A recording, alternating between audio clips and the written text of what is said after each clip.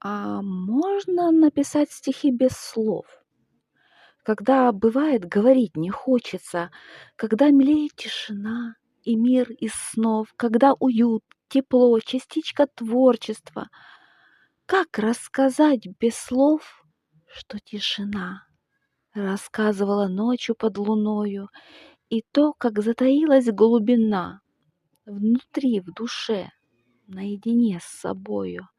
Как описать, что изменился мир, как только сердце ушло от всех своих волнений, ушел весь страх, печаль, не сжимает жил, зависимости нет от чуждых мнений.